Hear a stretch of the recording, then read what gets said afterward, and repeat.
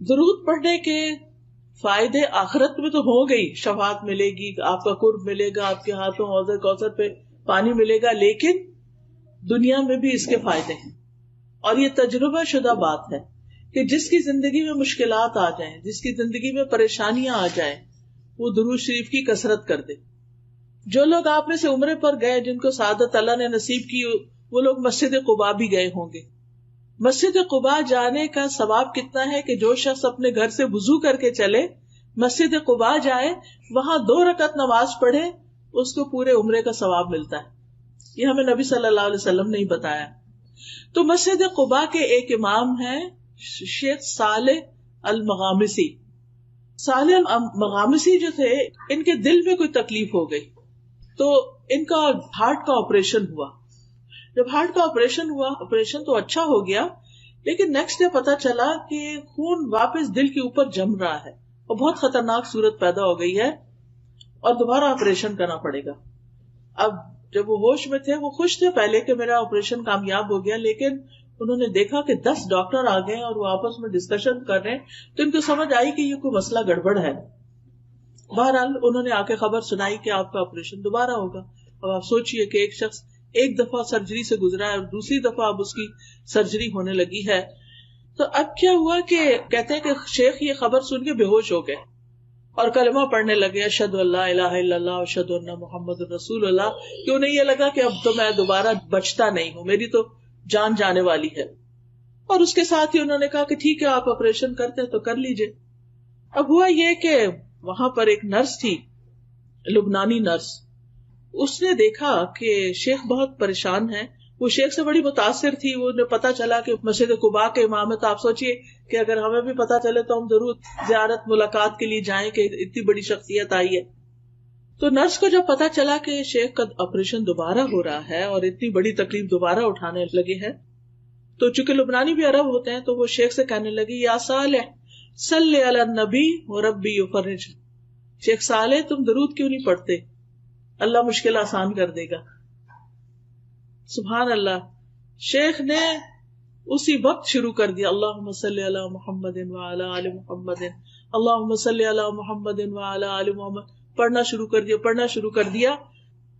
شیخ اپنا یہ قصہ خود سناتے ہیں صحیح ہونے کے بعد، قسم اٹھا کے کہ کوئی چیز اندر تبدیل ہو گئی. یہ درود پڑھ رہے تھے اور کوئی چیز اندر تبدیل ہو گئی، اور جو میرے آپریشن کے لیے سارا تیاری کر کے رکھی ہوئی تھی وہ دھری کی دھری رہ گئی.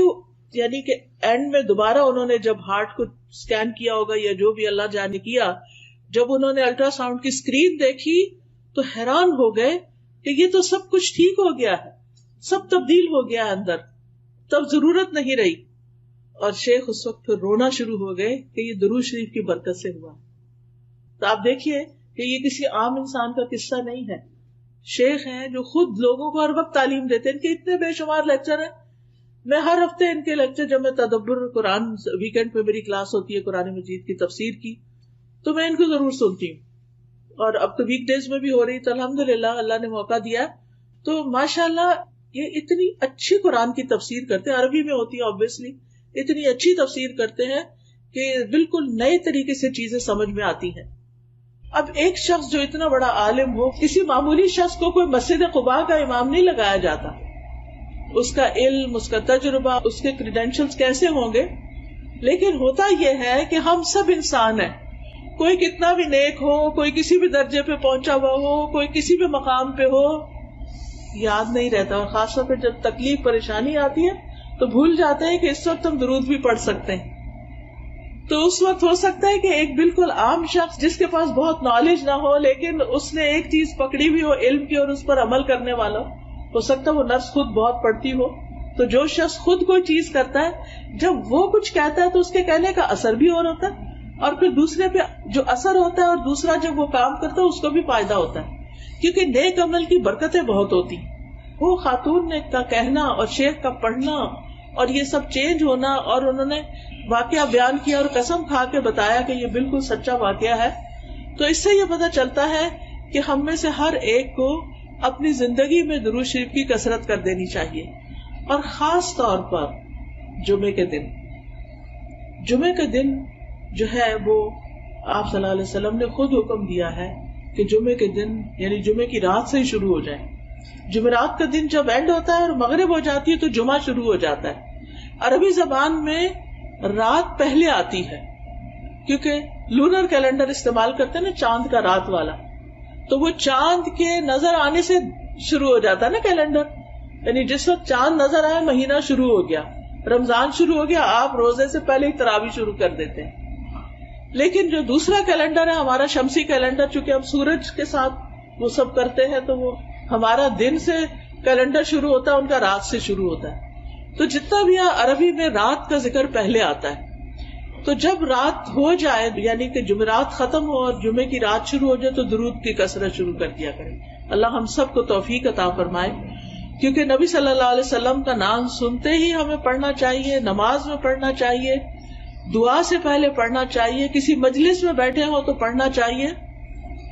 رسول اللہ صلی اللہ علیہ وسلم نے فرمایا جو لوگ کسی جگہ پر مجلس کریں، یعنی کوئی سوشل گیدرنگ بھی ہے لیکن اس میں اللہ کا ذکر نہ کریں اور نہ اپنے نبی پر درود بھیجیں تو وہ ان کے لیے نقصان کا باعث ہوگی.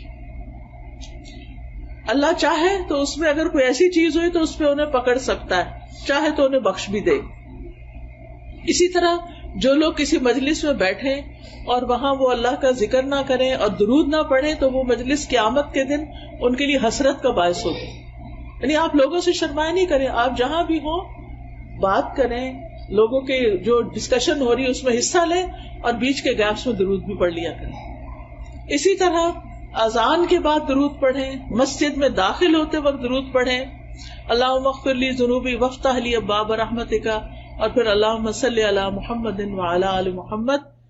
پھر صفا مروہ کی سعی کرنے کے نصیب ہو، آپ جس وقت طواف کر رہے ہوں اس میں بھی، اور خاص طور پر جمعے کی رات اور جمعے کے دن نبی صلی اللہ علیہ وسلم نے خاص طور پر اس کی تاکید کی. پھر جب نماز جنازہ ہوتا ہے تو اس کی دوسری تکبیر جب ہوتی ہے اس کے بعد بھی درود پڑھا جاتا ہے. قنوت نازلہ میں پھر نبی صلی اللہ علیہ وسلم کا نام لکھتے وقت صلی اللہ علیہ وسلم لکھنا چاہیے، اور ہر وقت چلتے پھرتے، کھانا پکاتے، اٹھتے بیٹھتے، لیٹتے، رات کو سوتے وقت آپ درود پڑھتے پڑھتے سو جائیں، رحمتیں آ رہی ہیں آپ کی اور آپ نیند کی آغوش میں چلے جائیں. کچھ لوگوں کو انسومنیا ہوتا ہے تو اس کا ایک بڑا اچھا یہ طریقہ ہے کہ آپ درود پڑھنا شروع کر دیں، تسبیح کرنا شروع کر دیں. اور اسی طرح ایک نسخہ کسی نے بتایا تھا کہ سورۃ کہف میں آتا ہے نا کہ جب وہ کہف میں جو لیٹے ہوئے تھے وہ سو گئے تھے، وَتَحْسَبُهُمْ أَيْقَاظًا وَهُمْ رُقُودٌ، یہ اگر آپ پڑھنا شروع کریں تو نیند آ جاتی ہے. کچھ لوگوں کو نیند نہ آنے کا پرابلم ہوتا ہے نا، ویسے نیند آ رہی ہے جو ہی لیٹیں گے نیند غائب. تو درود شریف لمبے سے لمبا بھی آپ پڑھ سکتے ہیں جس کو درود ابراہیمی کہتے ہیں، اور چھوٹے سے چھوٹا بھی پڑھ سکتے ہیں. صلی اللہ علیہ وسلم، اللہم صلی علی محمد، اللہم صلی علی محمد وعلی آل محمد، اللہم صلی علی محمد النبی الامی وعلی آل محمد. اور آل کا ذکر اس لیے کرتے ہیں کیونکہ آپ کی آل اولاد نے، آپ کی ازواج، آپ کی ذریت، انہوں نے بھی نبی صلی اللہ علیہ وسلم کے ساتھ دین کے لیے بہت سی قربانیاں کی، تو ان کا بھی حق بنتا ہے کہ ان کو بھی ساتھ دعاؤں میں شریک رکھا جائے. اور پھر آپ دیکھیے کہ نبی صلی اللہ علیہ وسلم پر سلام بھی بھیجنا چاہیے، اور یہ ہم خاص طور پر جب اتحیات پڑھتے ہیں تو اس میں سلام آتا ہے، السلام علیکہ ایھا النبی ورحمۃ اللہ وبرکاتہ، السلام علینا وعلی عباد اللہ الصالحین. اور جب ہم اللہم صلی وسلم کہتے ہیں نا، سلم، تو یہ سلام ہوتا ہے. تو یہ والا درود جب آپ پڑھتے ہیں نا، اللہم صلی وسلم وبارک علی نبینا محمد، تو یہ بہت جامع سے الفاظ ہیں اور اس میں درود اور سلام سبھی کچھ آ جاتا ہے. فرشتے ہمارا سلام بھی نبی صلی اللہ علیہ وسلم کو پہنچا دیتے ہیں. تو بہرحال کرنے کا کام یہ ہے کہ ہمیں نبی صلی اللہ علیہ وسلم پر کثرت سے درود و سلام پڑھنا چاہیے، خصوصاً جمعے کے دن، اور پھر دعائیں مانگنے سے پہلے، اور پھر غم، دکھ، ڈپریشن، پریشانی، ان چیزوں سے بچنے کے لیے، بچوں کی ہدایت اور اصلاح کے لیے، اور اللہ تعالیٰ کی فوری رحمت حاصل کرنے کے لیے آذان سننے کے بعد. اور پھر یہ ہے کہ جو درود آپ نے خود پڑھا اور ہمیں سکھایا اس کو پریفرنس دیں، اس کو فضیلت دیں. بعض لوگ وہ درود نہیں پڑھتے، اپنے خود سے بنائے ہوئے جو ہیں ان کے پیچھے لگ جاتے ہیں اور ان کی خود ہی فضیلت بنا لیتے ہیں. تو ہم پر کوئی وحی تو نہیں آتی نا کہ ہمیں پتا چلے کہ کیا زیادہ بہتر ہے. تو وحی کے ذریعے نبی صلی اللہ علیہ وسلم نے ہمیں جو درود بتائے ہیں ان کی پابندی ضروری ہے. اللہ سبحانہ وتعالی ہمیں توفیق عطا فرمائے. سبحانک اللہم و بحمدک، اشہد ان لا الہ الا انت، استغفرک و اتوب الیک. السلام علیکم و رحمۃ اللہ وبرکاتہ.